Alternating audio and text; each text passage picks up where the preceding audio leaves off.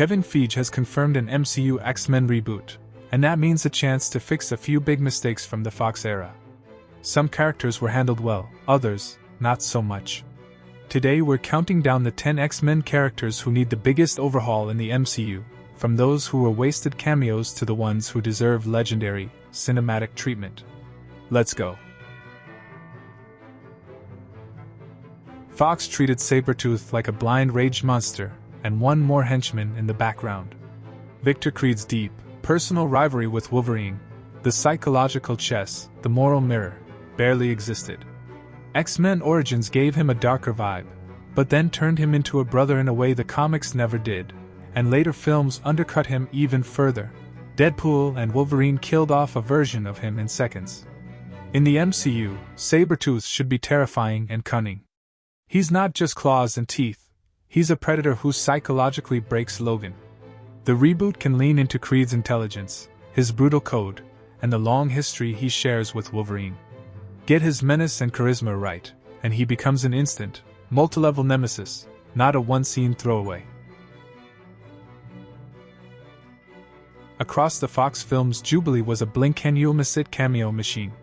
From X2 to The Last Stand she barely had agency, and even in Apocalypse her plasma fireworks were watered down to a mall scene and a few lines.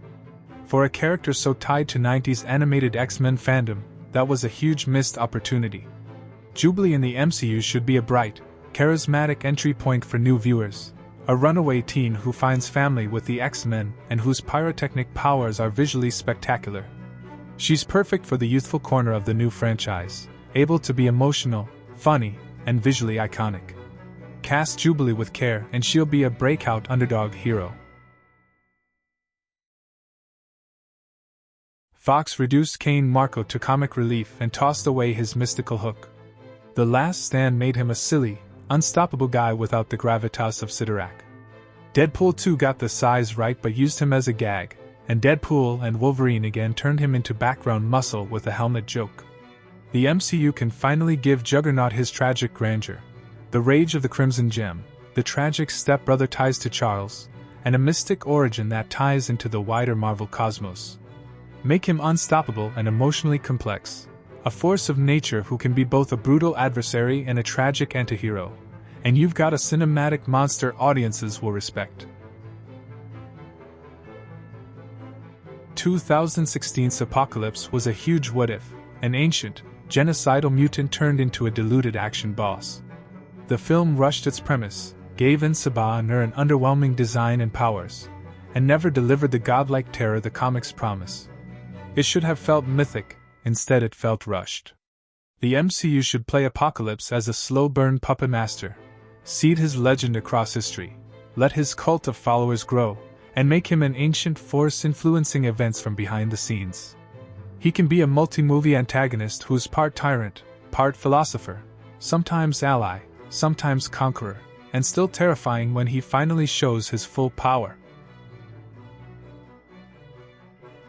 Darwin's Fox fate is infamously bad, a character defined by survival through adaptation, killed off before he could shine in First Class. Later films even used adaptive sentinel tech that should have been Darwin's hallmark, yet the mutant himself was left on the cutting room floor. The MCU can redeem Darwin easily, portray him as the ultimate adaptive mutant whose body rewrites itself to survive any danger. It's a visually brilliant power to showcase. Think of fights where Darwin becomes the environment's perfect response. Done right, Darwin can be a breakout, useful in missions, terrifying to enemies, and endlessly interesting on screen.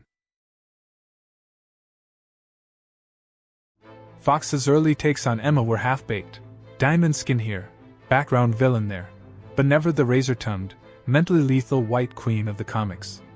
January Jones' version looked the part but was just a sidekick to Shaw, never an actual player.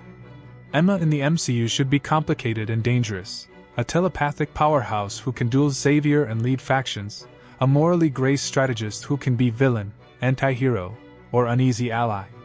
Give her the wit, sexuality, and psychic power of the comics, and she'll instantly be a flagship character who can change the X-Men's political landscape.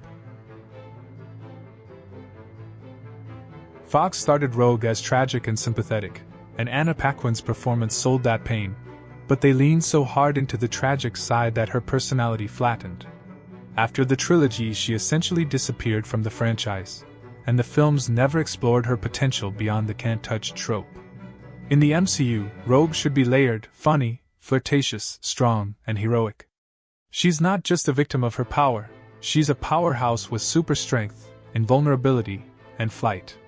Pair her with Gambit, give her emotional growth, and tie her to heroes like Mystique and Captain Marvel. That's the Rogue fans deserve: complex, heroic, and magnetic. Storm showed up consistently under Fox, but never as the awe-inspiring weather goddess the comics promise. Both Halle Berry and Alexandra Shipp's takes were overshadowed by others and rarely given the regal, spiritual weight Ororo Munroe deserves. On screen, Storm should feel like a deity, majestic, fearless, and intimately tied to African heritage and myth. She's not just a team member, she's a leader, a queen, and sometimes the beating heart of the X-Men. Treat her as a commanding presence who can change battlefields with a gesture, and you'll finally get the Storm the comics always intended. Fox reduced Jean primarily to the Phoenix vessel, beautiful, tragic, and ultimately defined by cosmic fury. That narrow focus turned one of the richest characters into a one-note arc of destruction and loss, sidelining her intelligence, compassion, and complexity. The MCU can reclaim Jean as the emotional and telepathic core of the team, a powerful telepath/telekinetic leader, Xavier's most trusted protege, and a whole person beyond the Dark Phoenix. Portray her growth, moral complexity, and leadership first, then let the Phoenix arc follow from that depth. Jean deserves being the heart, not just the explosion. Scott Summers got the worst deal from Fox. James Marsden's Cyclops was constantly framed as the romantic obstacle or secondary to Wolverine, and then killed off in a throwaway way in The Last Stand.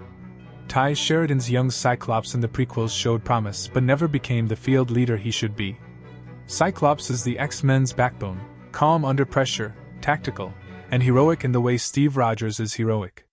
The MCU should make him the team's definitive leader, strategic, courageous, and emotionally real.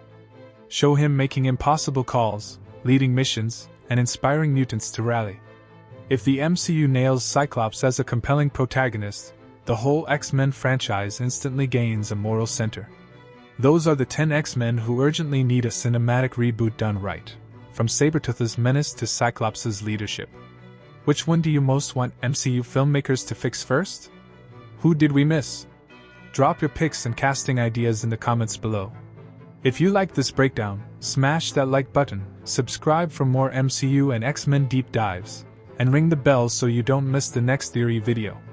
Thanks for watching, see you next time.